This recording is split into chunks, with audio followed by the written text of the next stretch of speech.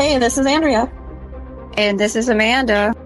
I am the sword in the darkness. And you're listening to Girls Nerd Out. I am the watcher on the walls.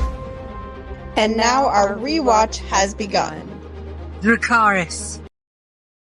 Hey everyone, it is me, Amanda, and my best friend Andrea. Hey. We're beyond excited.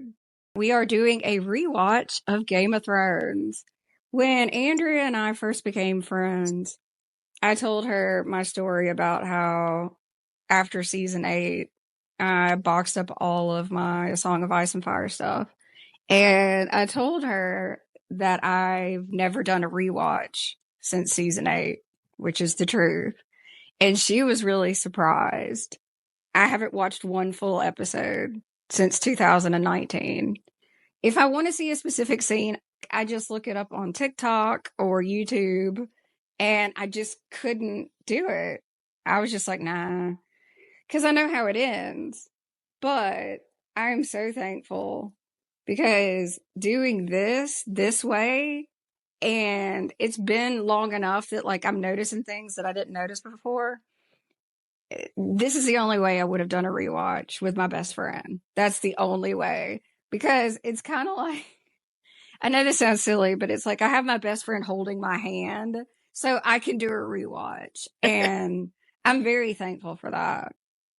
It's fun. And we're making it fun. And like last night I was texting, I shouldn't have waited this late to watch it, but it was a rough week. But, so I was like texting her back and forth. I was like, oh my God, I really, like just back and forth. We were both doing that. So. Yeah, it was really exciting, and that got me pumped up, and I took way more notes than I thought I would.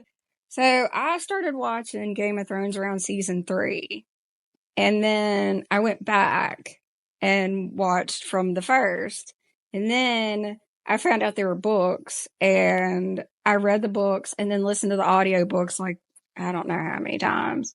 Andrea, what was your first in this world?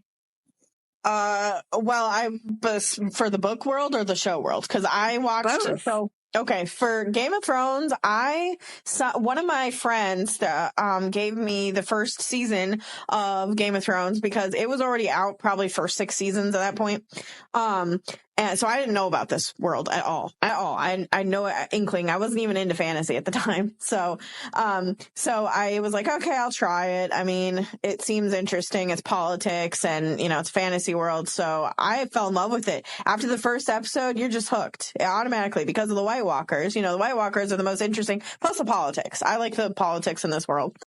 When the season 8 came out on Max, that is when I was 100% caught up with everybody in this world.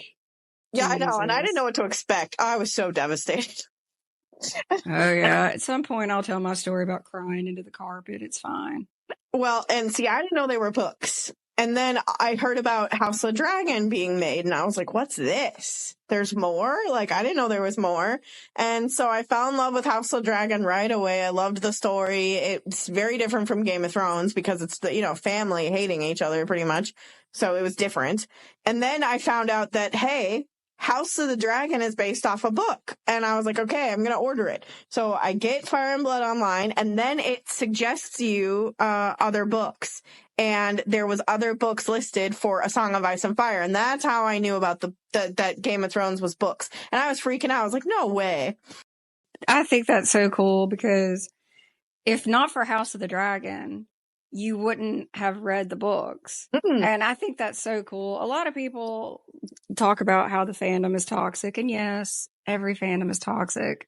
But, Game of Thrones is over. And Winds of Winter. It's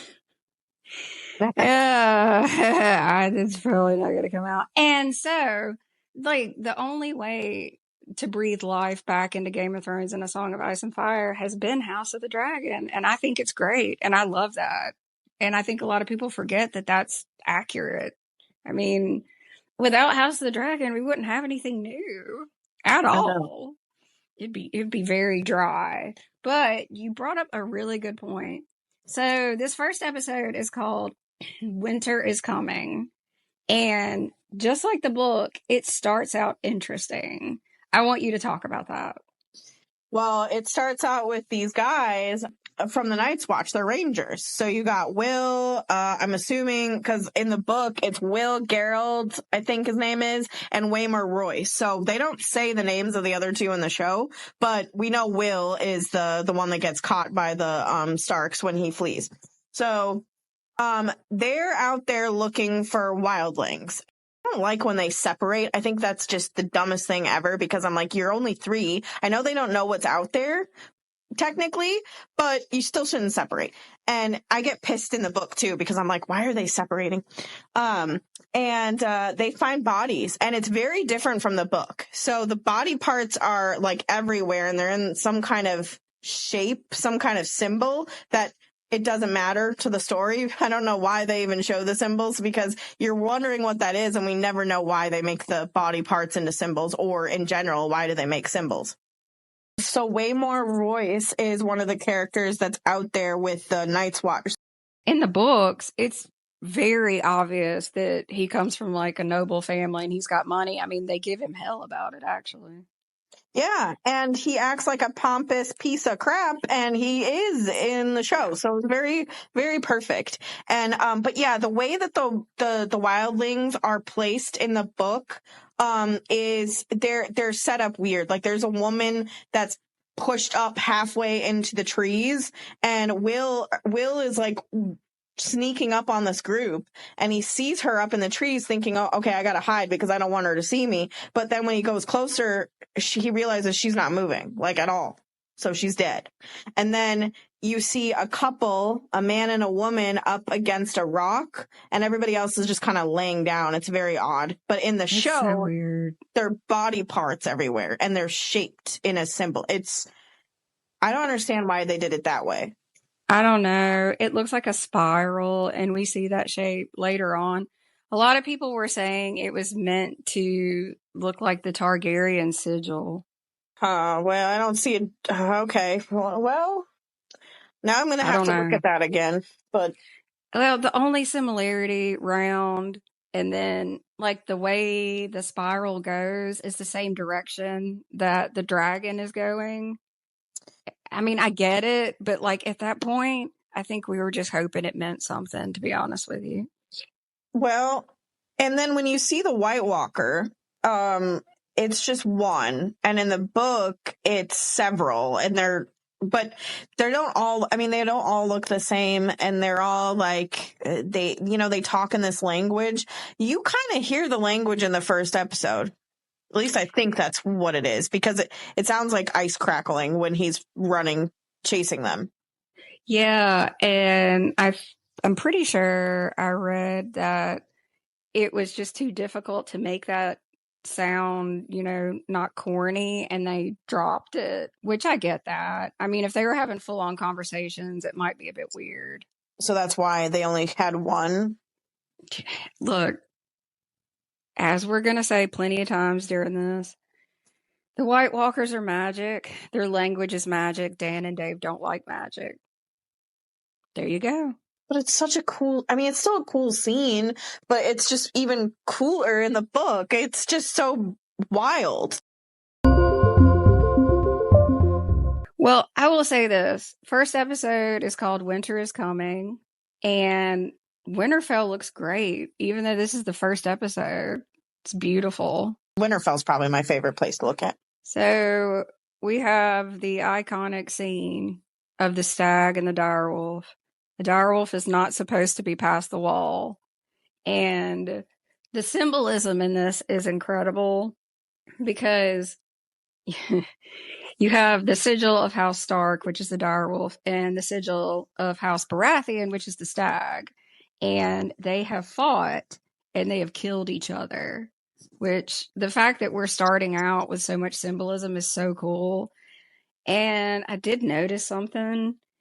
The direwolf that's dead, the head remind me of the Red Wedding. I was like, Jesus. I didn't even think of that.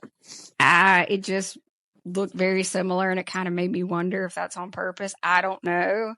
But it's a really cool scene because we have the direwolf pups, and Jon is great in this scene. And he refers to Ned as Lord Stark. And everybody is like, yeah, we're just going to like kill the puppies, which I'm like, Jesus Christ, y'all. And the only person that comes up with a way that they're not going to die is Jon. And Jon is so sweet. He does a count of the puppies and he purposefully leaves himself out so that the number of the puppies matches the children of Ned Stark. Yeah, the way he says it, he says the five pups for the 5 of the Stark children, and I'm just like, oh. Yeah.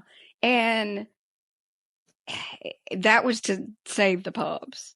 That's why he left himself out of it. Of course, he gets Ghost, which that is just incredible. And Theon gives him shit about it. Oh, yeah. Want to compare that to, okay, Jon Snow in the first 5 or 6 seasons is pretty great with Ghost, right?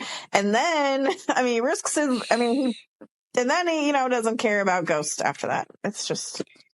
Well, and then we get Jon saying, I'm not a Stark. And at the time, you think that that's just because that he's bastard born. But no. First episode, he says, I'm not a Stark. Because he's not. He's not a Stark. He's a Targaryen. Show-wise. Obviously, in the books, he's a Dane. I'm just kidding. I mean, that'd be. Yeah, we kind of want Jon to be a Dane because that would be chaos. But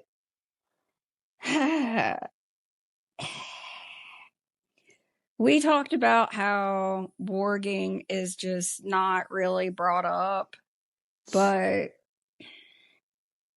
I wish it was, because I'm very curious to know at what point it happens. And if it's just at different points. Like, when the kids get the puppies, does it automatically feel like something? Is it partial? I don't know, but it seems like they get close really fast. Well, I really believe they were meant to have those puppies. I believe that everything there was meant to happen. So I think that the second, Ned went there and saw this, like it just, and then I think it was automatic, to be honest, because a direwolf hasn't been seen. They say that a couple times in this episode. A direwolf hasn't been seen south of the wall for ever. And there's a reason for that. I don't think it's because winter is coming. I think it's because of the magic. Yeah, it's because of the magic. Definitely. And Ghost is so interesting because he is colored like a weirwood. He is white and red. And that's definitely on purpose. Oh, yeah. He's beautiful. Definitely. Yeah, he is beautiful. He really is. We love Ghost. And then we go into Dead Jon Arryn. And we have Jaime and Cersei. And this is our first Jaime and Cersei conversation. And Jaime says something really interesting. Cersei says, you should be hand of the king. And Jaime says, their days are too long and their lives are too short. Foreshadowing. I like what he says about Robert, though. He says, fucking boars and hunting whores. It's true. Or is it the other way around? I mean, yeah, he was funny in this episode. I like him a lot. He's funny in the second one too. Like they took Jaime's sense of humor away. It's just gone.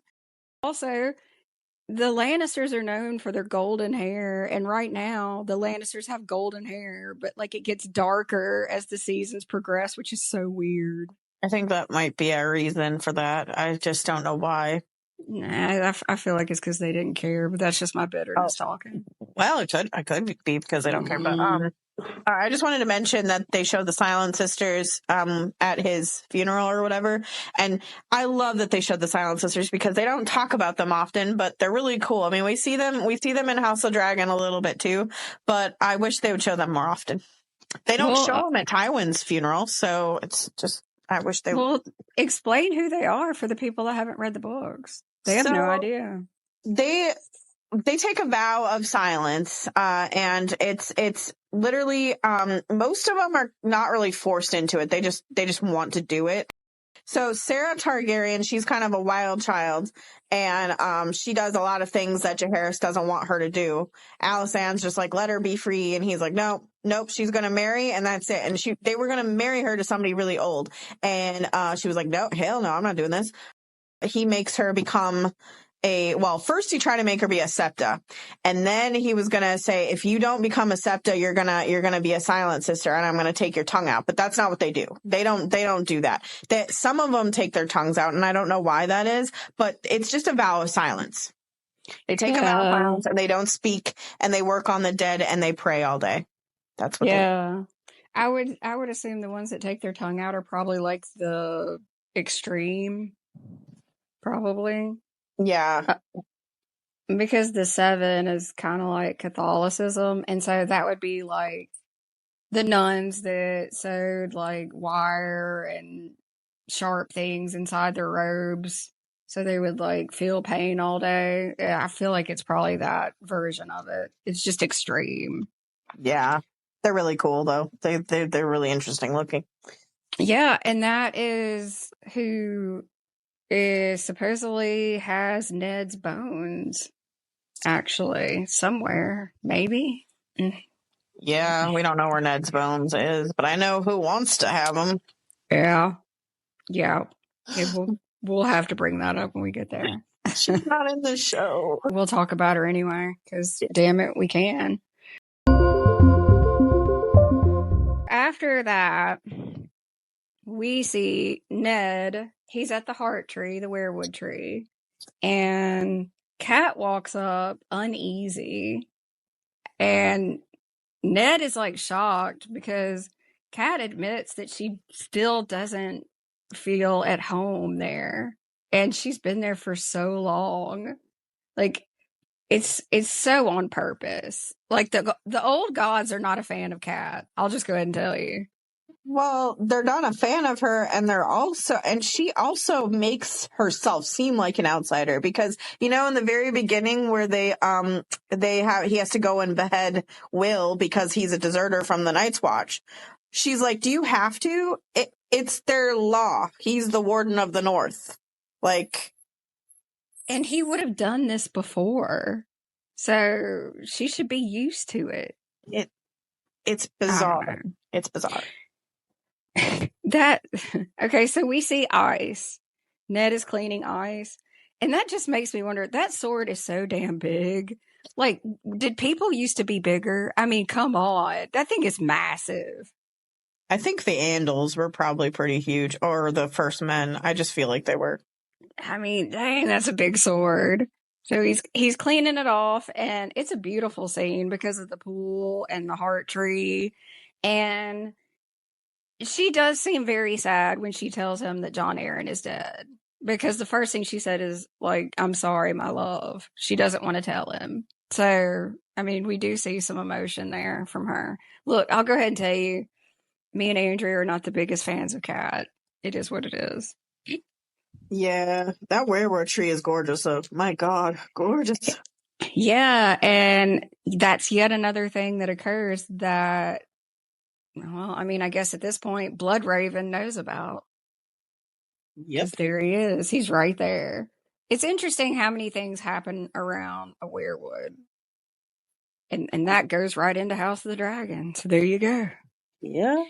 Okay, so Ned is obviously upset Jon Arryn is dead. They find out that the king is coming, and Ned knows why.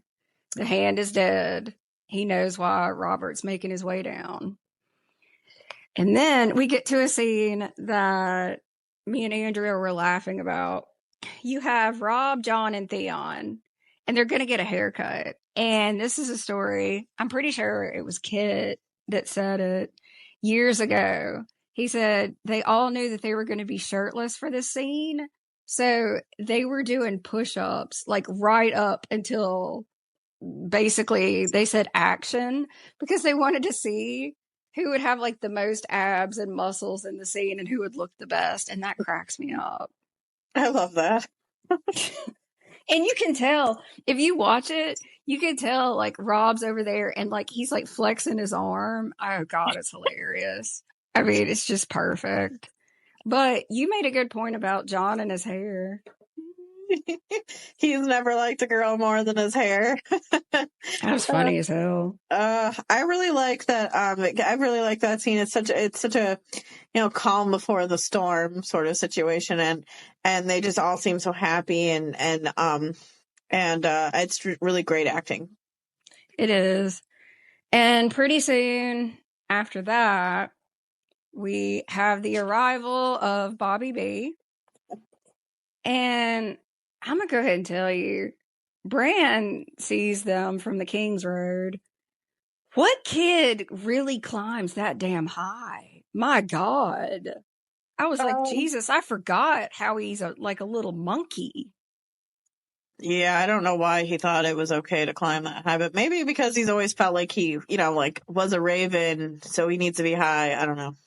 It's gotta be, because you realize when he's coming down and he gets in trouble, like he was way up there, and you can tell he's done it plenty of times. He comes down so fast. He does, which means, yeah, I guess he's been climbing for a long time. And I love Arya too. She's going to watch them too, and she, like, she's got her little helmet on, and she jumps up to go watch them come in. And you know what I noticed? I didn't see the Baratheon sigil much, but I did see the Lannister sigil. So I'm like, does he not have any Baratheon soldiers? Okay, I noticed that too. There are Baratheon soldiers, but we don't see them until the next episode that I noticed. I didn't see any of the Baratheon flags until later. I guess I just wasn't paying attention episode 2, but yeah. No, it's intentional. We're meant to see Lannister everywhere because it's like the High Towers in House of the Dragon. They're taking it over, basically. And you know what I noticed? They didn't travel with the lion, so Jason Lannister showing off. Just saying. Oh, Jesus Christ. I forgot about that. I wonder why they stopped traveling with the lions. Huh. Wonder what stopped that. Maybe. Probably Robert. He probably finally said, look, man, I can't be going around with this damn lion. I can't deal with this. But even from that over the years, Robert has just let Cersei just kind of take over, and there's Lannisters everywhere. I mean, everything is Lannister, everything is red. So that's very telling. Very telling. Also, I think it's funny when he gets off the horse that he has to have a step stool to get down. I actually put a note of that too. Robert needs steps to get off a horse. Jesus. And this is really iconic because every person that Robert touches when he's introduced to Ned's family, every person Robert touches dies eventually. Yeah.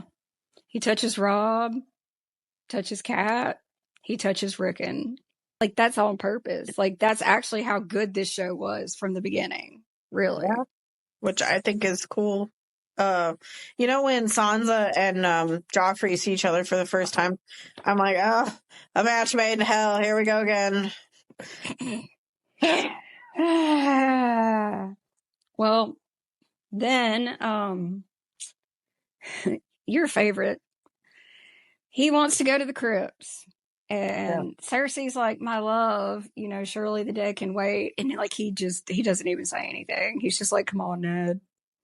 Yeah, took them a month to get to Winterfell. That's funny. And you have to take into account that they probably guessed it at a lot of places. So, but it's a long travel process. But I guess running to the Castle Black to send a raven to Dragonstone to get Daenerys over to the wall is the time travel was invented at some point during all this, like the end of the world and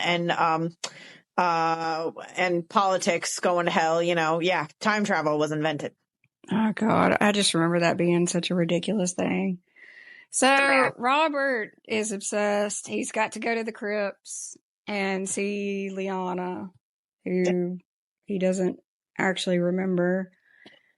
And he is still angry and bitter. And do you want to talk about what he does? Oh, with the feather? Yeah. Okay. Yeah. So he puts a feather on Lyanna's stone, or her statue for her grave. And I didn't understand that because in the book that doesn't happen. And I Googled it. It's basically for remembrance and longing. Like he's longing and remembering her, and he didn't get his fulfillment with the love because she died and they never got to get married. Which I'm like, they were never gonna get married. She didn't. How could he love her and her not love him? It's not. How did he not see that? And he's just romanticized that. He's just created that whole story in his head. And you have Ned in the background looking uncomfortable and angry, which is perfect. This is something that's really interesting. So we go to Tyrion, and Tyrion is with Roz. And I don't know if you know this, but the scene with Tyrion and Roz is from the original unaired pilot. That is the only scene from the pilot that is put in the first episode. The only one. And I think that is so cool. I think that's cool. I didn't know that at all. Yep. That is the one scene that did not have to be reshot. And the actress that plays Roz, like, she tells that story. And she's like, yep, I was in the one scene that didn't have to be reshot. Like, she flexes on it, and I love it. It's so cute. I mean, now I'm fine with the brothel scene, because before I was like, they didn't really need that. I just, because like the sucking noises and stuff, they just didn't need it. But now that I know this, I guess it's fine. It's interesting because if you watch it, Tyrion's wig is a bit different than it is later on. I did notice his hair changed when he got breakfast the next day. So, yeah. And that is why, because he had on a wig. Robert dreamed about killing Rhaegar every night, so he's more obsessed with Rhaegar Targaryen than I am. Yeah, he is. He is. He hates the Targaryens so much. I mean, this is the guy that had the dragon skulls moved out of the Red Keep, like down in the basement. He hates Targaryen so much. And I like Ned. Ned's just like, hey, the Targaryens are all gone. Like, see, I like when it comes to Targaryens with Ned, because he's very protective of them, and that should speak volumes to people that don't think that Jon Snow is not a Targaryen, because why else would he be so protective? And that is true. Robert is pissed, and like Ned's trying to tell him the Targaryens are gone, and Robert's like, not all of them. Like, Jesus, come on, man. Really? You hate Rhaegar so much, you're worried about the two that are like in another continent? And he's mad. Like, he's obsessed. It's a bit nuts. He really hates Viserys, and he really hates Daenerys. And I'm like, you don't even know. I mean, I can understand hating Viserys, but you don't even know Daenerys. It's just the raw hatred that you get from him. It's so creepy. Dracarys. We have our very first vision of Daenerys and Pentos, and it's from the back, and she looks absolutely beautiful. She's in her pink dress, and she's on a balcony, and it's just ethereal. It's completely ethereal. I love it so much. I think this is my favorite wig too of hers, because it's her hair is so pretty and fluffy, and it just looks fresh and new. I mean, I like all her wigs, but this is my favorite one. And there's no braids. Not that I'm saying that her braids are beautiful. I mean, they're beautiful, but like, I think this is my favorite just because it just looks, it's untouched, you know? Like, I think that's on purpose, because like, that's why she's wearing pink, and her hair, like, she's just untouched. And it's a good way to introduce her, I think. I agree. It's because we're used to her having such elaborate hair. It makes this really, really obvious, because she only has one braid, like in the first 2 episodes, and it's just like a regular little braid just to keep it out of her face. So even then, it's just mostly down, and it just makes her look really young. And I'm sure that's on purpose too. And then we have Viserys come in, and he's nice for a minute. Like, Until he undresses her. yeah, but he's nice. He's nice for 30 seconds. And I'm sorry, he's probably one of the best dressed Targaryens. So I'm like, why aren't you Rhaegar? Why aren't you Rhaegar? I don't understand. Viserys looks great. He does. And he's the first Targaryen we see dressed like that. And it's really cool. He has a cape. He looks very Targaryen. And yeah, he does undress his sister. And yeah, it's creepy as hell. It is. Don't wake the dragon. Yeah. Well, what comes from that is he makes her feel very uncomfortable. And she feels like she's not in control at all. When he leaves, she gets into that really, really, really hot bath. And that soothes her. And that is very deliberate. And that's not the first time she's done something like that. No. We keep, like, after this, we get glimpses of things that she focuses on that take her away from the things in her life that are causing her pain. Her brother is about to sell her into slavery. She has no control over anything. He just brought in fabric of what she's going to wear. Like, she has no control. But she gets into the bath, and it's so hot that the handmaids are like, hey, you probably shouldn't do that.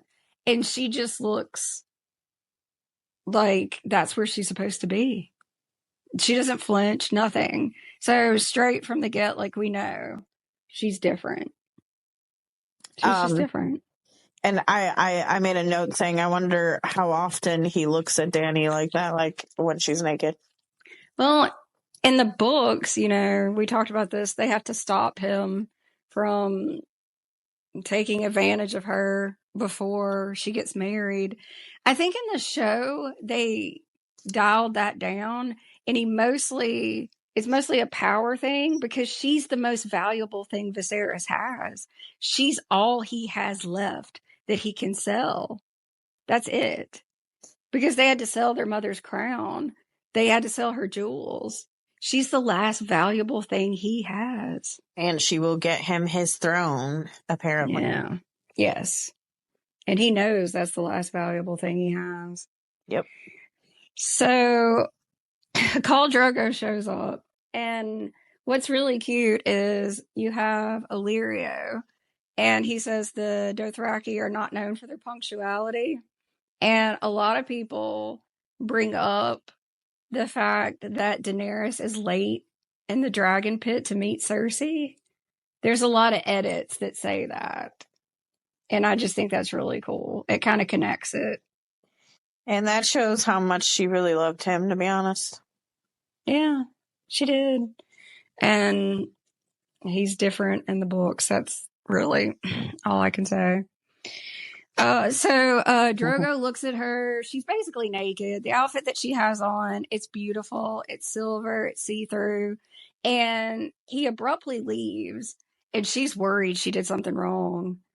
And Viserys is like, is that it? And Illyrio's like, yeah, you'd know if you didn't like it. I mean, how could you not tell that he did? Like, yes, I understand that he leaves abruptly, but the way he looks at her is like, yeah, he wants her. Yeah, I think Viserys is just so worried about getting an army. And yeah, well, he wants his throne. He wants his throne so bad. His throne. His, apparently. Yeah. Yep. So after that, there's a feast at Winterfell. And Jon is outside. That's different from the books. Yeah, but there's one thing that's not different, and that's Kat's feelings for Jon. The fact that she said it would be an insult to put a bastard at the table, at the main table, it wouldn't be. I mean, I don't even think Cersei would care, to be honest. And Robert, okay, how is it not an insult for Robert to be sitting there making out with women in front of his wife? And you're worried about a son that you don't even care about sitting there. Yeah, I actually forgot about that scene. I forgot that he's like making out with a wench and Cersei's just staring at him. It's disturbing to watch. I mean, like Cersei or not, I think it's disturbing. Well, I mean, it just shows why Cersei's Cersei. I don't blame her, to be honest. It's very telling. And even Kat tries to like distract her because it's awkward. Yeah, but I do like the scene between Jon and Tyrion. It's probably one of my favorite scenes. I'm not a huge fan of Tyrion later on in the show or the books, but this scene is my favorite because he's telling Jon to stick to what you are, because others will not forget who you are. And Jon's just like, how would you know what it's like to be a bastard? And he's like, all dwarves are bastards in their father's eyes. I love that quote.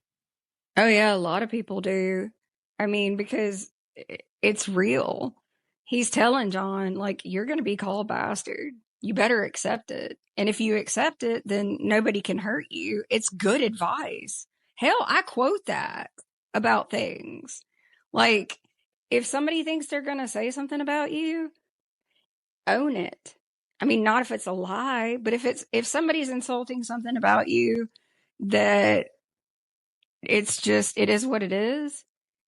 If you accept it, you take their power away. And that's something that Tyrion's had to do his entire life. Yeah, and that's why I really like this scene. It's because I do feel bad for him with his dad. So, I do too. I like Tyrion at this point very much. I like this Tyrion. What they did to him in later seasons is an atrocity, but this Tyrion, I mean, he's funny. He's great with his nieces, or his niece and his nephew. And like, he doesn't pay that much attention to his sister. He's reading. Like, I like this Tyrion a lot. well, and I think they were just afraid to make him a villain. Which, I mean, I'm not saying he's a villain, but like they're afraid of. Which is funny because I feel like that's what they're doing with House of Dragon. They're afraid to let people do bad things. Like, yeah, we're going to have Daemon do bad things. We're going to have Aemon do bad things. Aegon. But like Rhaenyra, I think they're afraid to make her do bad things. And Alicent, I mean, we've seen Alicent do bad things, but not to the extent of those ones I listed. So it's like with Tyrion, they're afraid to make him look bad. I agree. I completely agree with you. I think they were afraid to make him look bad. Then I think they liked Peter so much that they just were not going to give him the story he has in the books. They weren't going to make him evil at all. It was biased. I mean, because we know they had their favorites. That's made very clear the longer we go on. And yeah, okay, I like Tyrion and, it's fine, but Peter could have played that part. He could have. He kind of did for like a split second when he gave that speech to the small folk when he was on trial for Joffrey's murder. Yeah. True. Yeah. I mean, the way he said, I should have I shouldn't have cared, that kind of stuff. Like, I should let you all die, basically. Yeah, that's pretty villainous to say. But it is what it is. You're right. Also, can I mention, I just want to say they said winter is coming 3 times in this episode. Yeah. Like, first time watchers are probably like, why do they keep saying that? It's a Stark house words. But like, I'm sure there's people like, okay, I get it. It's a season, because like they wouldn't have any idea. I don't know. I just think that's funny. And winter doesn't come. Winter doesn't really come until like season 8. So yeah. Season 8 is winter itself. Really frustrating. We have this quick scene where Kat gets a letter from her sister, and she reads it really quick and throws it in the fire. And every time I see that scene, I want to scream. Like, she doesn't even show it to Ned. She just tosses it in the fire. I think that is so bizarre. And do you know there's a bunch of theories about that? What's one of them? There's several theories. that there's more written in the letter, things that she didn't want Ned to know. Because, like, the person that brings her the letter, Maester Lewin, I mean, he had it. And then that's Ned. There's nobody else in the room. Why did she throw it in the fire so quick? It's weird. Well, afterwards she says that if this got into the wrong hands, she would have her head on a spike right now, her and her son. And I'm like, yeah, but since nobody else saw it, it's just you three. I mean, unless you don't trust Maester Lewin, which I don't know why you wouldn't, because he's the only Maester besides Stannis's that I like. Well, and Rhaenyra's Maester, so I don't understand. Why not show Ned? Why not show Ned? Ned is the most honest person in the world, so I just think it's very telling. Maester Lewin may have already read it, and she throws it in the fire so Ned doesn't see it. I just think that's really weird. So it's basically Liza saying Jon Arryn was killed by the Lannisters. Also, why is it always a rider in the night? It's always a rider in the night. Always. Oh, what is it? Dark wings, dark words, too. And so now, obviously everybody's going to be side-eyeing the Lannisters, which, I mean, that's a good thing to do anyway. They're related to Jason Lannister somewhere, so, I swear, nobody has more beef with Jason Lannister than you. I swear to God. It's the smug... It's the smug look on his face every time he's showing up, and then that's just a Lannister for you. And then the audacity of like, I might marry your daughter, but does that mean that she won't be the heir anymore? Like, who the? I'm gonna have a cardboard cutout Jason Lannister sent to you. Oh, God. I am. You need that. You despise that motherfucker. I swear to God. So he's funny to me. He's the definition of a misogynistic man. He's perfect for the Greens. Oh God, he's such a douche. So this was so emotional for me. We get the wedding, and we see Khal Drogo and Daenerys. This is the first time I've watched that scene since I've been in the room with that dress. I touched that dress. That was so surreal for me. And I'm so glad we're doing this rewatch. I'm so incredibly glad you're doing this with me, because I would not have done a rewatch and I would not have had that moment. I still can't believe it. It is beautiful. And the way it looks the same, it was perfectly preserved and so delicate. And I was just watching it and thinking, oh my God, there it is. There's the dress. So she looks terrified but beautiful. The wedding dress is gorgeous. It's just absolutely gorgeous. Khal Drogo looks like a badass. This is a full-on Dothraki wedding. We got people having sex. We got a lot of food. We've got like all kind of chaos. They're bringing up tribute and gifts, and it's just a lot. It's a lot for Daenerys, and she looks absolutely terrified. Rightly so. Her reaction to the snakes, I'm like, well, we never see those snakes again, but I would understand. I made a note of that. I wonder if that was intentional, because we see this Daenerys is afraid of snakes, which are reptiles, but she becomes the mother of dragons. Huh? I kind of think that might be on purpose. Yeah. I don't know. I probably read too much into everything. No, I think you're right. But the fact that, when she gets the dragon eggs, she's so excited to see those eggs. So that's interesting. Yeah, she's so fascinated with the eggs. And Illyrio tells her that they're from the Shadowlands beyond Ashai, which we know that's not the case. Those are Dreamfire's eggs. But she's just fascinated.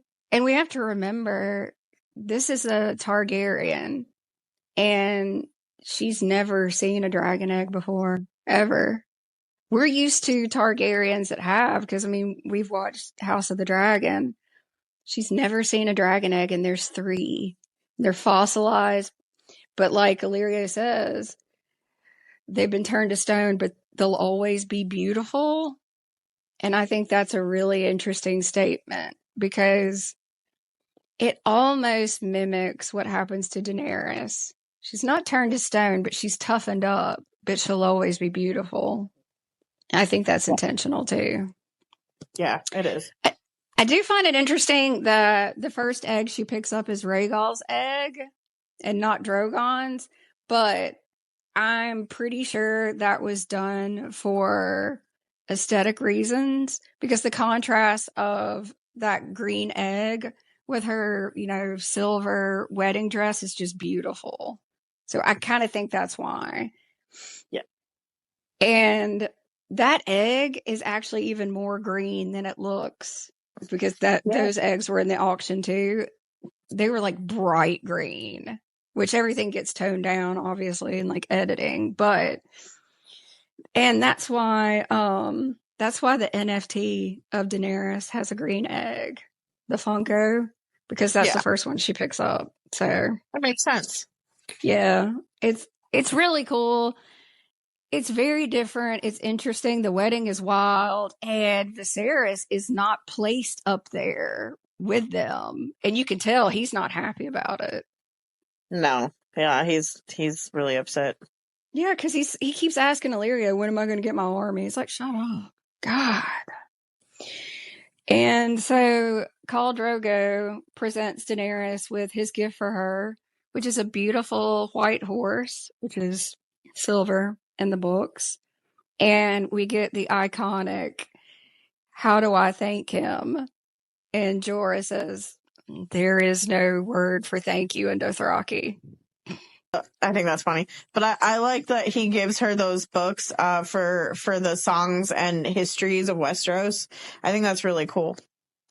And I wonder, very cool. I want to see those books. I need to see those books. Look, nobody loves books more than you, and maps. And there's probably maps in those books.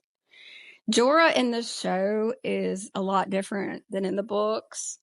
And I like it. I think it was a good decision. I don't have a problem with that. And you can just tell from the beginning that he cares for her very much.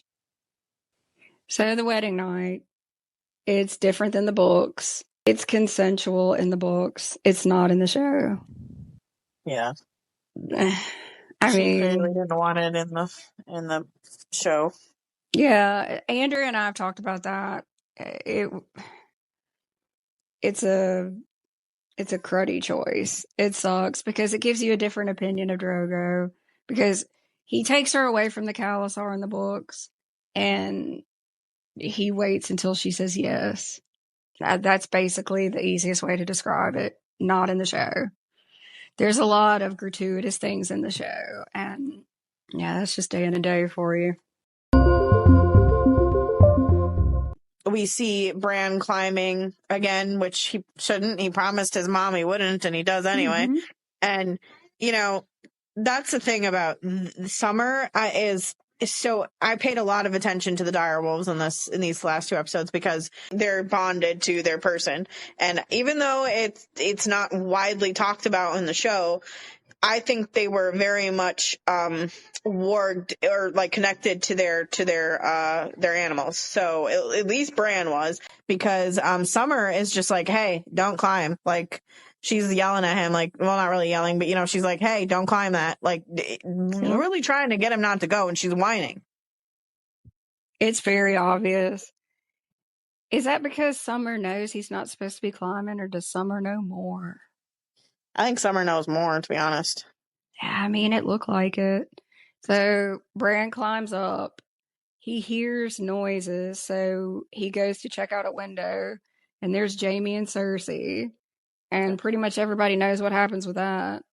Yeah. The things that are for love. True love, and then he tosses the kid out the window. See, I never forgave him for that. I mean, yes, he does. I don't like Bran. We all know I don't like Bran, but I don't agree with pushing a kid out the window. That was obviously meant to happen. We don't like three-eyed Bran. We can't stand three-eyed Bran. This is kid Bran before he became whatever that is. So I agree. I just don't understand. Like, he never made up for it, in my opinion. Like, yes, he has a great character development, don't get me wrong, but pushing a kid out the window just because he saw you could have done lots of things instead of pushing him out the window. I mean, it makes you wonder, like, if he had just scared the mess out of him, or if Bran didn't know what they were doing. So, I mean, he could have just made up some BS. I don't know why he didn't. Jaime is very smart. It's weird. Cersei's very smart. Well, it gives that, like, Jaime was trying to, I don't know, like, impress Cersei or something. I don't know. Yeah. So he pushes Bran falls. And what an insane ending to a first episode, though. My God. I also think, that's insane. And then the ending of the second episode is also insane. So, like, I think they do a very good job with ending episodes. Yeah, because, I mean, first time watching, you don't know if he's dead. I know. So, you're like, did we just watch a 10-year-old die? Yeah. I mean, it's crazy and it's fantastic. 10 out of 10, obviously. 10 out of 10, yes. 12 out of 10. I don't want it. I never have. We go to the next episode. We're going to cover 2 episodes of podcast. We think that feels about right. And so the second episode is called The Kingsroad, which I don't know if people know this, but Andrea has a slight fascination with the Kingsroad. And I think I might be the only person that knows that. Well, the Kingsroad is such a long stretch of road, and lots of things happen on there. Andrea's very into maps, locations, and things like that, which is really cool.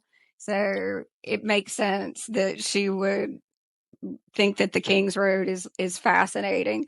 Well, and also, like, you've read about when the Kingsroad was made. Yeah, before all this happened in the show, there was not very many roads, main roads or anything. And King's Landing, if nobody knows this, used to be just 3 hills by the Blackwater. And there was like maybe like a couple castles, ruined castles. And then when Aegon the Conqueror took over, he started building. I mean, it was still kind of nothing, but it didn't really fully come into a good big city until Jaehaerys really became king, to be honest. I mean, it grew and grew, and Maegor helped a little bit too, but yeah, it's kind of interesting. It is, because the Kingsroad was created for safe passage. I mean, obviously for the king, but also for other people. So you wouldn't just be going through shady forests and stuff. So it is interesting, very much. We see Daenerys, pink dress still. She's on a horse, and she looks so incredibly miserable. Like, that is just sad depression.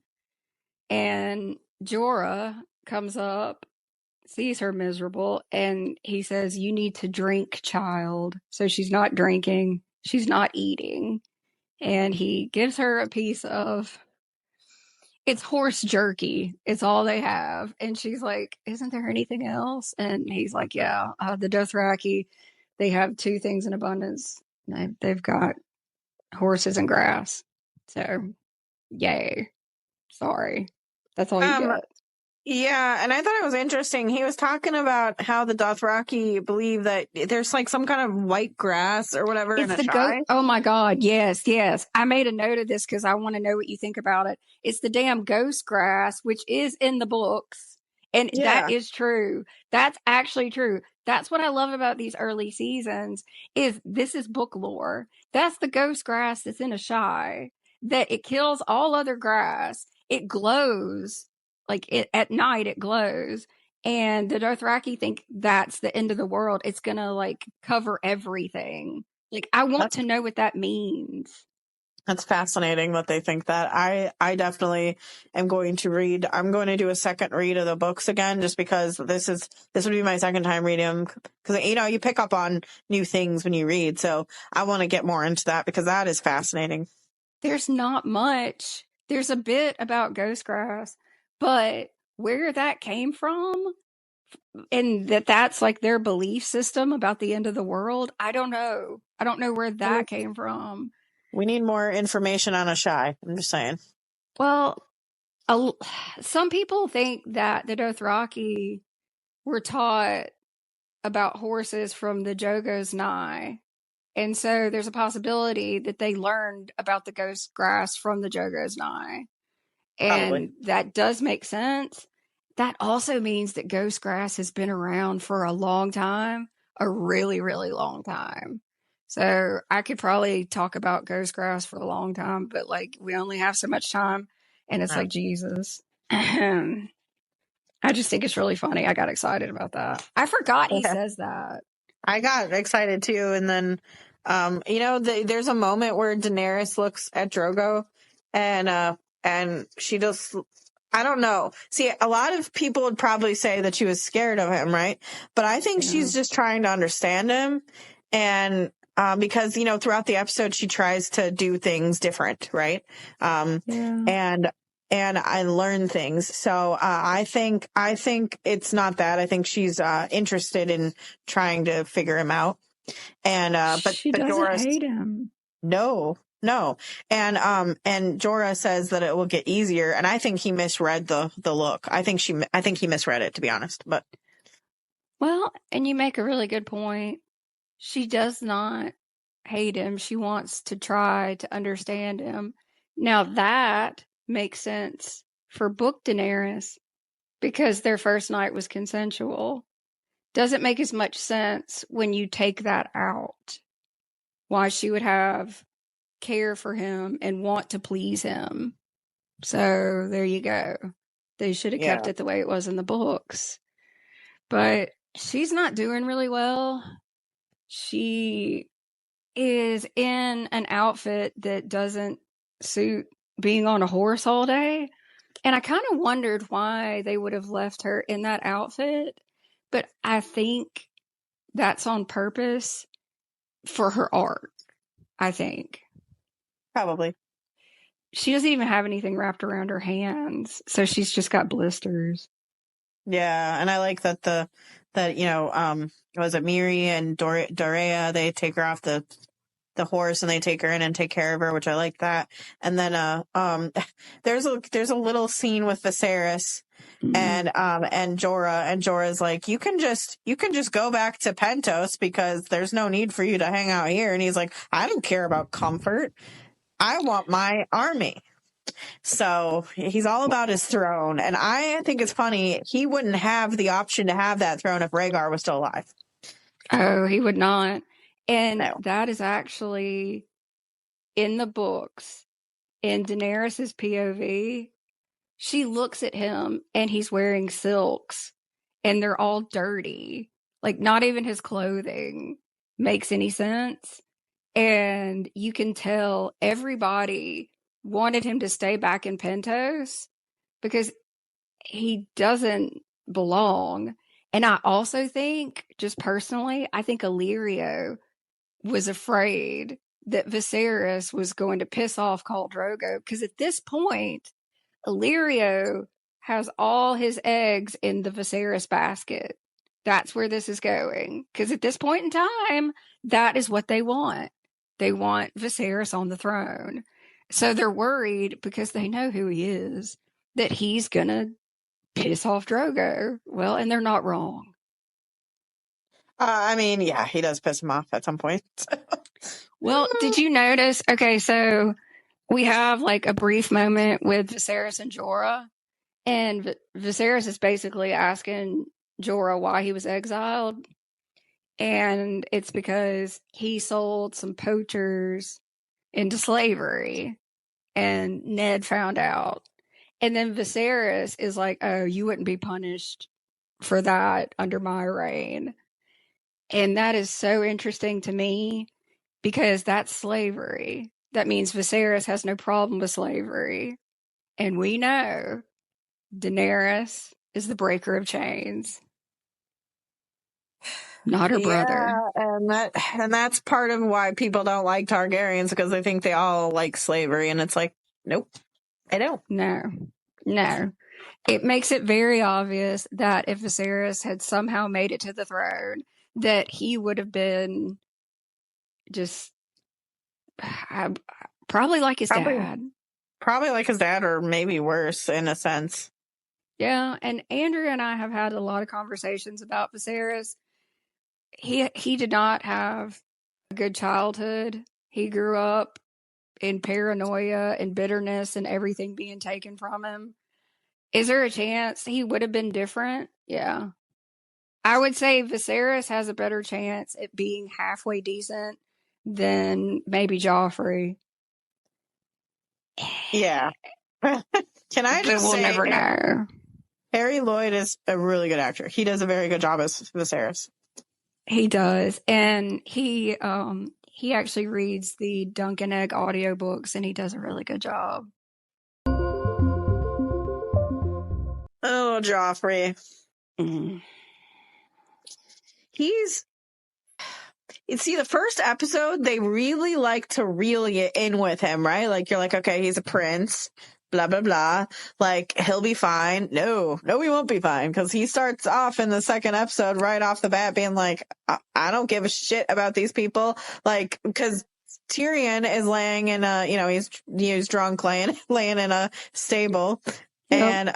And he tells him that he needs to go and apologize to Catelyn and Ned because of what happened to Bran. And he's just like, this boy doesn't mean anything to me. Like, hello, you're going to marry into the family. It just proves that, like, I guess he just did his own thing. Like he wasn't taught how to be a prince. It's so weird. And Tyrion slaps him how many times? Like 3 or 4. And he deserved it, because I don't think he's ever been spanked. Well, Robert, when he did the thing with the cat, but Yeah, I don't know. but I mean, well, I know technically they don't get spanked. They have whipping boys, but I don't think he's even had a whipping boy or learned from it. No, he's just a little brat. Cersei loved him the most. That's her first child. You'll never love anything more than your first child. So I think he was just a spoiled piece of crap, and that's what came out of it. I'll tell you something I found interesting. So we have that with Tyrion and Joffrey. Then Tyrion's going to have breakfast. And this is so interesting to me because, again, noticing things I didn't notice before. Tyrion starts talking about how Bran is probably going to live. And Tyrion notices the exchange between Cersei and Jaime. And Cersei takes the kids and leaves. And I realized something because Tyrion says something about how he thinks that Bran should live and have a chance. And Jaime specifically says, "My dear brother, there are times you make me wonder whose side you are on." And then I realized Tyrion knows that Jaime pushed Bran. There's no other reason that Jaime would have said that.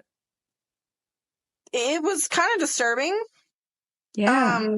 Because clearly they don't care about this child. And it's not just him. Cersei, I mean, we should expect this from Cersei, but she's like, what do you mean letting it's cruel to let a child linger in such pain? And I'm just like, girl, what? So you want him dead? Yeah, basically. And Tyrion doesn't. And part of that is probably to annoy Cersei. But I find it so interesting because Tyrion replies, "You know how much I love my family." That's acknowledgement. That means Jaime told Tyrion that he pushed a kid out of a window. We have Cersei go check on Cat and Bran. And this is a great scene. This is one of the examples of how the show can deviate from the books, but make something really good, because we get a story about Robert and Cersei having a child together, a black-haired beauty that caught a fever and didn't survive. Now, in the books, that does not happen. they don't have this child. But this was a really, really incredible scene. And I like the change because it gives Cersei a lot more depth. And it also tells us that in the beginning, she was trying. Yeah. And, there's theories that Gendry is the child, and I'm like, but why would she, you think they That's would not keep that true. child? Yeah, I don't think it's Gendry, but, I am just like, it can't be Gendry. I don't know who Gendry's mom is, but it's definitely not her. No, Cersei would not. Like, he wouldn't just be like a random kid somewhere. There's no way. No. No. That's just show only. Like, that's just one of those things. It's like, no. I get that It y'all was want that to be true, but it's not. it was an emotional scene, and she did say that, Bran was a handsome young man, and it just kills me because I'm like, you let him get pushed out the window. Like, you didn't say anything, you didn't try to stop it. Well, what's so weird is that Cersei's crying and talking about the child she lost. It doesn't seem like Cersei's being manipulative at this moment. And when she No. tells Kat that she's praying to the mother for Bran, and she says, hopefully this time she'll listen, Cersei doesn't seem like she's being fake. So I almost wonder if that's legit. I think she might have regretted it too. Yeah, but I don't know. See, sometimes I wonder, maybe her feelings are just kind of mixed match because, like, at the breakfast table, like I said, she said it's cruel to let a child linger. And I'm like, yes, it is. But if there's a way to keep him alive, I would want him alive. I wouldn't just let him die. Like, that seems more cruel in my opinion. So, I mean, yeah, he'll like, cause Jaime talked about the swift death over being like paralyzed. So it just, Maybe Cersei changes when she's actually faced with the child that's injured. Maybe it's that.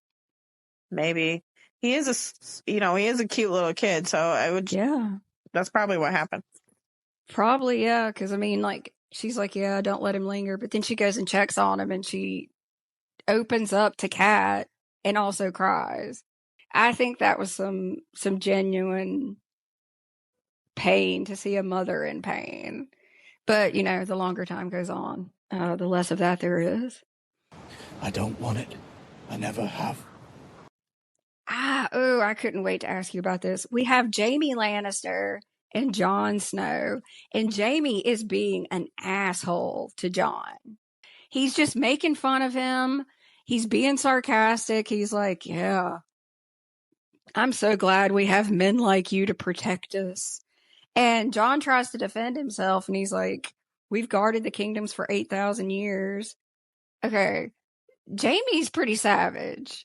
And he's making fun of him and, like, tries to get him to shake his hand and everything. I had a thought. Mm-hmm. It's a bit odd that Jaime felt the need to walk over there and be an asshole to Jon until I had this one thought. That's why I messaged you and I said, is Jon supposed to look more like Ned than Robb? Because I was wondering if possibly Jaime hates Jon because Jon reminds him of young Ned, the man that walked in and saw him sitting on the throne after he had murdered Aerys. Maybe I don't know. I mean, I guess that's possible.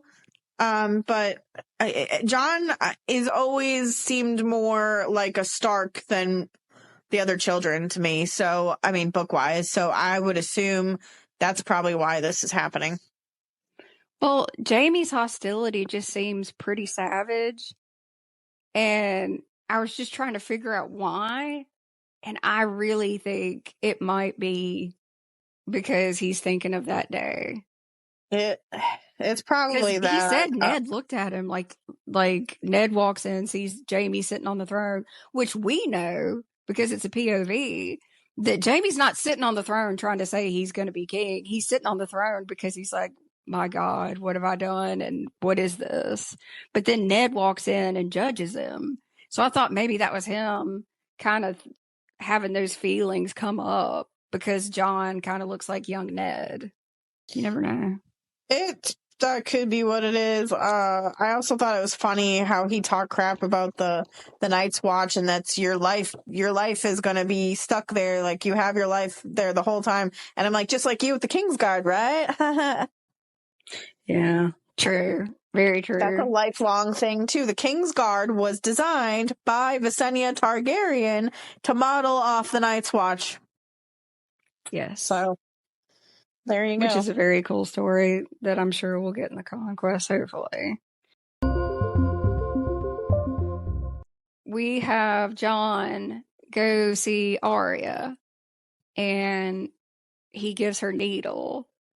Now, this whole scene, it hits very different when you know that originally in the books, there is a love triangle between Arya, Jon, and Tyrion. The first time I told you that, like, I thought you were going to throw up. You were like, what? She's like a little kid. Well, their ages were closer. But yeah, that's why this scene seems so intimate, is because it's left over from that. At this point in time in the books, there was going to be a love triangle. So we see this closeness between Arya and Jon. Now in the show, obviously that's not going to happen. And you understand that Jon and Arya are close because both of them are different. Yes, very different. I mean, Arya's not like her sister, and Jon's not like his siblings, so.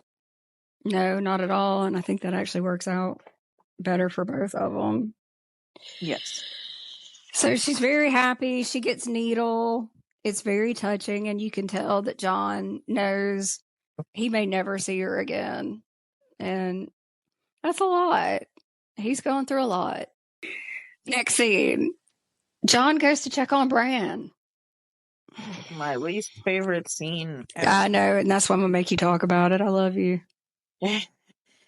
Yeah, so Catelyn is very grieving. Like, she's grieving. Even though her child's not dead, she's still afraid that her child's gonna die. So I get it. I totally get her feelings.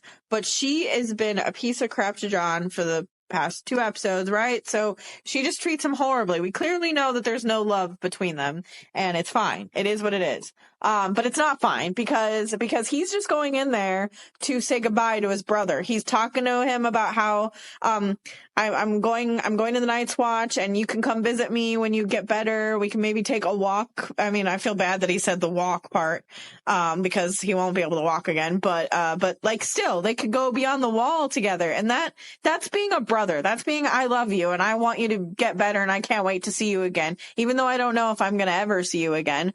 But it's just upsetting because she is staring a hole through him. But before he says all this stuff, he says, I want to say goodbye to my brother. Well, you've said it.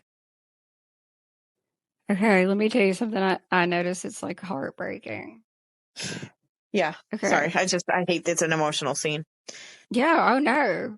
And I think I'm about to make it worse, so I apologize in advance. Okay. Jon walks in there to say goodbye to Bran. At that point, Cat doesn't know he's joining the Night's Watch. And this is how I know that. When Jon goes up to Bran, when he says, I'm joining the Watch, it cuts very briefly to Cat, and she looks shocked. Yeah, she does. So, you're right. Yes, she does. She did not know he was leaving. So number one, Cat is pissed when Jon walks in because she thinks she's stuck with him. That's another reason she's so angry. She thinks she's going to be stuck with Jon without Ned there. And here's the heartbreaking thing. Jon specifically tells Bran, I'm joining the Night's Watch, because he's telling Cat that. He's telling Cat, you don't have to deal with me anymore. There you go. I'm sorry, but I noticed it, and I have to say it. That was so Cat would hear it. He didn't have to say that to Bran. He said that because he knew Cat didn't know, and that was him saying, I'm leaving. You don't have to see me. The reason why I get so emotional about this is just, I don't understand. He's a child, too. He doesn't have a mom. He doesn't know who his mom even is. And, like, she treats him like, I get it. I get it. Your husband cheated on you, but it was war. Ned didn't know he was gonna come home ever again, you know, like, that's why it happened. He made a mistake and he did it. And now Jon is here. Not that I believe Jon is Ned's kid, but like, it just kills me because Ned is sitting there watching this scene happen and he doesn't say a freaking word. No, she says you need to leave and Ned hears it and Ned does nothing. And that's disgusting.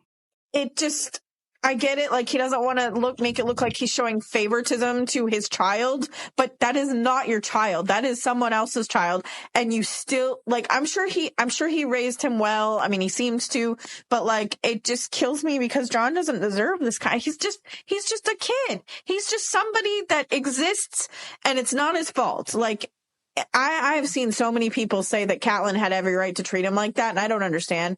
I don't understand how she would have any right to do that, because it's worse in the books. She says to Jon that it should have been him. It should have been him. Well, one thing I did notice, Kat is talking to Ned and says, 17 years ago, you rode off with Robert Baratheon. You came back a year later with another woman's son. Okay. So, as far as the show timing, Cat is hurt because he comes back with another woman's child. But since he was only gone a year, that also means that Ned would have cheated on her like right after he left while she was pregnant. So that's just another layer of it that I hadn't really thought of before. I mean, it's the timing too. I feel bad for her, I do, but like but she's taking it out on the wrong person. Yeah. That's not at all Jon's fault. So you can't, I don't see the point in blaming a child. I just don't. No. And that would have explained anger, you know, when Ned comes back. But I mean, my God, we're talking, so 15 years later, you couldn't get over it? My God. It's absurd to me. And it doesn't make any sense because, I mean, at some point we'll talk about it, but you know, when she talks to Rob, you know, Rob Stark's wife, about, you know, with Jon being sick with something and she prayed about it. And then she's like, I promised that I would be better. And she never did. She never got better. Yep. And that's not right. No, it's not. I didn't realize that Jon was actually saying that for her benefit until this rewatch. So, yeah. Cat sucks. Follow your favorite podcasters on all social media at Southern Mother of Dragons and at the Princess of Dragonstone. So then we have everybody leaving and there's a fork in the road. And this is where it's heartbreaking. Jon is like, does my mom know where she is? Does she love me? And Ned says, the next time we see each other, I'll tell you about your mother. And never see each other again. Even Rob, the next time I see you, you'll be in black. The next time you'll never see him again. Oh. No, it's so sad. After that, I guess it's been a while and Robert needs to piss and eat, obviously. And we get a lot of interesting dialogue from this. And I have to say this. I have to. That Ned Stark is the only man in Westeros that's defending Daenerys. I'll give it to him. But you know what's interesting is that Bobby B and Joffrey are the only people that worry about her. Like, worry about her coming and taking over everything. They don't worry about, and nobody else. Cersei doesn't give a shit. Jaime doesn't give a shit. Nobody else seems to care, but Bobby B is obsessed, but he's obsessed. That makes sense. But then Joffrey's just like, shouldn't we do something about it? Let me ask you about this. I noticed another thing. So Bobby B's all worked up and he says to Ned, what Rhaegar Targaryen did to your sister, the woman I loved, I'll kill every Targaryen I can get my hands on. Ned says right back to him with attitude, you can't get your hands on this one, can you? It's almost like he's saying, yeah, you can't get this one, can you? I wonder so much about that line. I don't know. I don't know if that's Ned thinking, I'm glad they're in Essos because you're not going to be able to reach them. Is that Ned saying that's Jon's aunt and uncle and you won't destroy them like you destroyed everything else? Oh yeah, I believe that. And like I said, that he is very protective of the Targaryens until the day he dies. So it's you know, to me, it's screaming that Jon is a Targaryen. It just screams it. It does. And we also have Robert admitting that there are still people that call him the usurper because he knows that House Targaryen still has Targaryen loyalists and enough that it bothers him. Oh, and I was going to say something. Hold on. And Ned Stark has never said a bad word about Rhaegar Targaryen. No, because he knows. Because he knows Lyanna was in love with him. And Robert makes that statement to Ned that a war is coming. He just doesn't know, which one. I don't really know why he says that, unless he's just let the realm go to shit so much that he's paranoid and he knows something's bound to happen, maybe. I don't know. You think he has dragon dreams? Nah, I just think he knows he's a shit king and the realm's unstable because he's put it in debt and he's got shady people all around him. That could be. Maybe it's guilt. I'm gonna, for my own benefit, I'm just gonna assume it's guilt.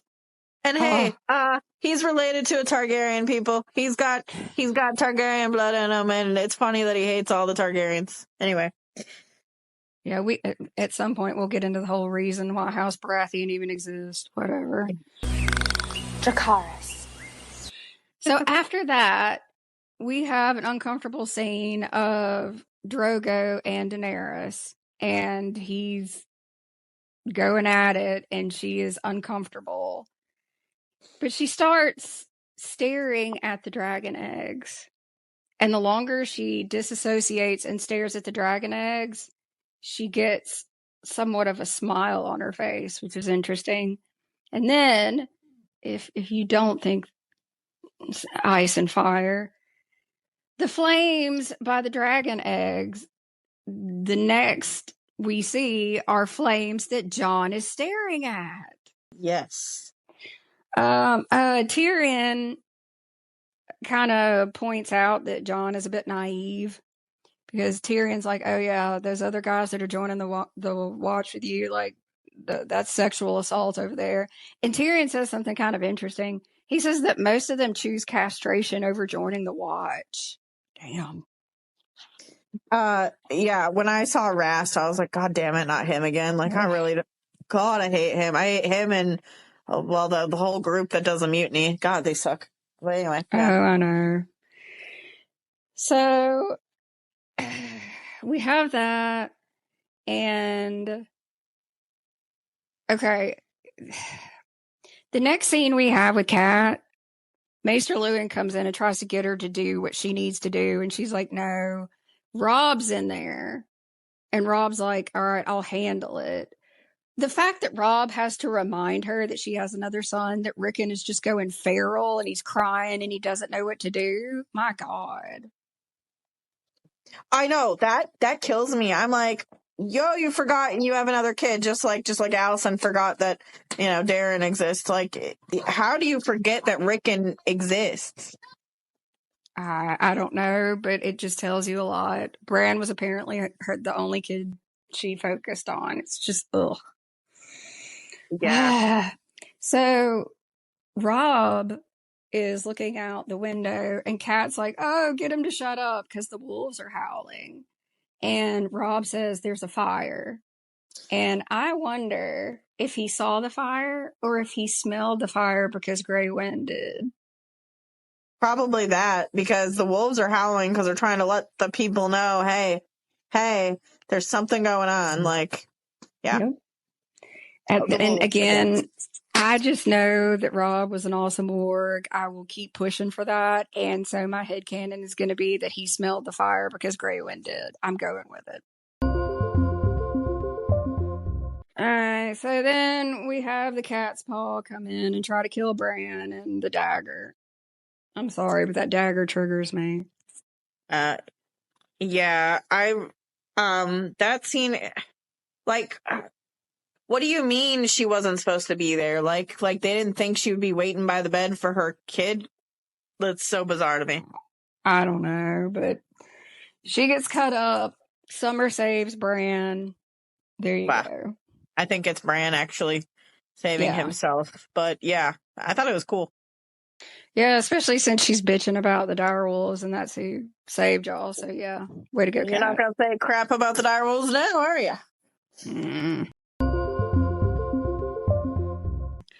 So next, we go back to Daenerys, and she looks a lot more calm. And they're like bandaging up her hands because of all like the blisters. And she's staring at the eggs again. And so she asked her handmaids, anybody know anything about dragons? And her Dothraki handmaids are like, the dragons are dead. Brave men killed them. But Dorea is different. She's not Dothraki. And she says that a traitor from Karth told her that the moon is an egg.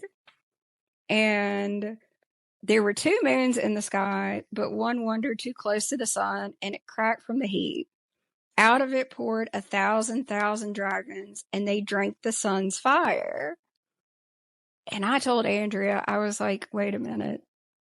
A traitor from Karth talked to you about dragons? And that's all I had to say. And Andrea was like, you're on. You're on. I was so that's excited. That's got to be Euron. It has to be. Yeah. That has to be Euron. Because Andrea and I know that Euron is in Karth probably right now. And he's been there for a while doing research. So that was just amazing to me. And I fully believe that completely. I do too. And I love that. So Daenerys wants to learn how to make Drogo happy, which again proves that he must not be that bad. And her handmaid tells her, yeah, I can teach you. I like that she says, if don't make love like a slave, because you're not a slave. I like that a lot too. That was really cool. I'm not a fan of Dorea, though, just so everybody knows. You'll see later, but I'm not a fan of her. But I like Dorea in the books is not like that. She would have never betrayed Daenerys. No, not for a man like, oh God. But he's nothing like his book character either, so it is what it is. Yeah, it's really sad because her handmaids are dedicated. I mean, like, they die for her, We get a brief shot of the wall and it looks really cool. But then we see Kat and she's wandering around and she's outside of Winterfell. It's so weird. She's at the tower where Bran fell and she finds a long blonde hair. And I'm like, how in the hell would you find that? It's so windy up there. You think it'd already be gone. I don't know. I don't know how she found a long blonde hair. I don't know how she figured out, hey, Bran saw something with Cersei. I mean, how do you know it's not some long hair from years ago? I don't know. But so that gets Kat to tell everybody that obviously the Lannisters pushed her son out of a window. I don't want it. I never have. There's a scene with Ilyn Payne because Sansa's a little scared of Ilyn Payne. I mean, I don't blame her. He looks terrifying. And she's a little kid, so you just got to keep that in mind. I was scared of him too.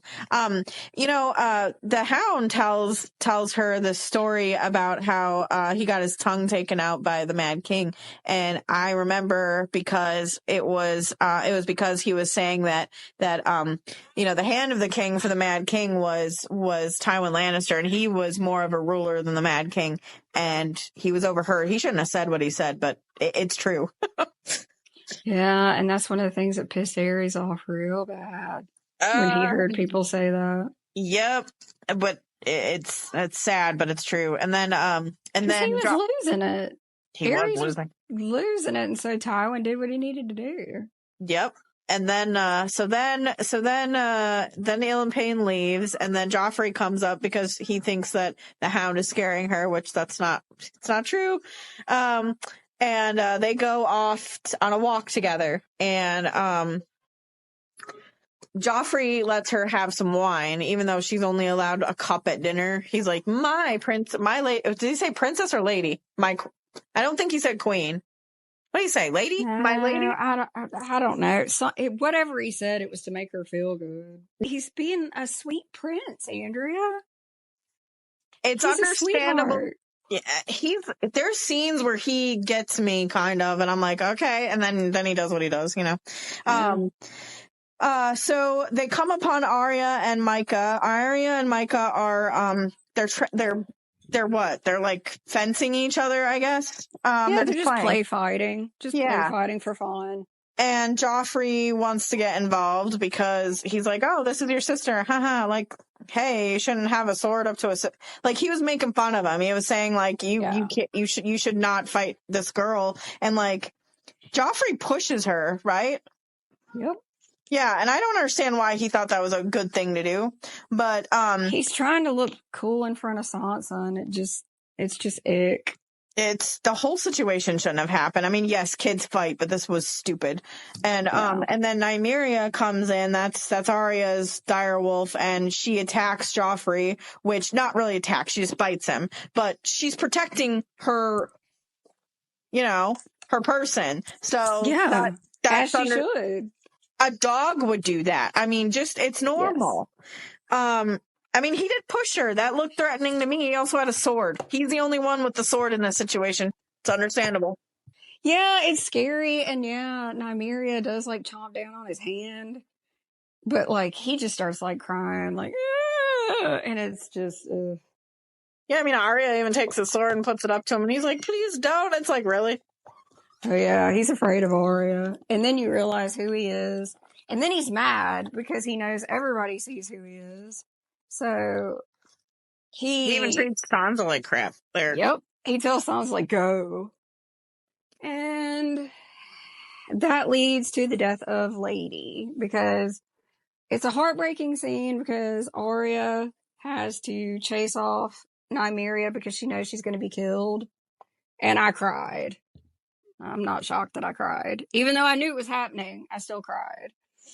Andrea and I both think that Ned should have said, no, I'm not killing a direwolf. What are you going to do? I think he should have lied and said, I'm going to send her, I killed her. I'm going to send her by, because nobody was around when he did it. I mean, I don't understand why they had to kill the direwolf. They already killed Micah, which I really don't like that they did, because Micah didn't do shit. Even though Joffrey said they beat him with clubs, like, really seriously, are you kidding me?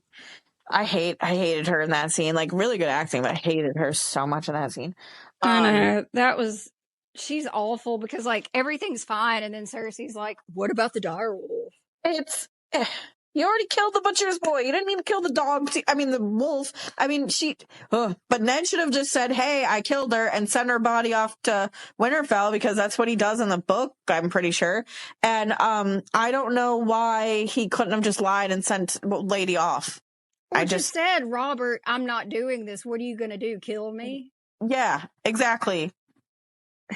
The scene when Ned kills Lady, even though you don't see it, you hear it, it doesn't make it any less sad. I can promise you that. And I think that's the first moment that it's hinted that the direwolves are connected, not just with their people, but with each other. Because when Lady dies, Bran wakes up. Yeah. So I would say that's the first hint of it's more than you think, basically. So that had to be incredible. Like you said, the second episode ends like, oh my God. You're like, wait a minute. And I used to kind of think it could also tie into the fact that he's, meant to see that because he's going to be the three-eyed raven. But yeah, it's all magic connection. As always, it's Amanda here to say thank you to all of our listeners and to ask that if you like this week's episode, leave us an honest rating. And if you'd like to continue the discussion, please feel free to comment on our post over at our Girls Nerd Out podcast account on Instagram. If you're interested in buying any of our merch to support the podcast and so that we can continue to release weekly episodes, then check it out over at girlsnerdoutpodcast.com. Our podcast logo was designed by Chairman Bilal over on Fiverr. Our podcast merch was put together by me, myself, and I at Southern Mother of Dragons on all social media. If you're interested in my personal merch, check it out at southernmotherofdragons.com, and the designs for that merch were put together by Ryuchi Studios on Etsy after an in-depth back-and-forth discussion with me to find the perfect merch for me and my loyal supporters. The music played while I tell you about all the ways you can support us and the production of the podcast is Kawaii Girl by Pumpkin Pie. Thanks for listening. Hey, this is Andrea. And this is Amanda. And you just listened to Girls Nerd Out.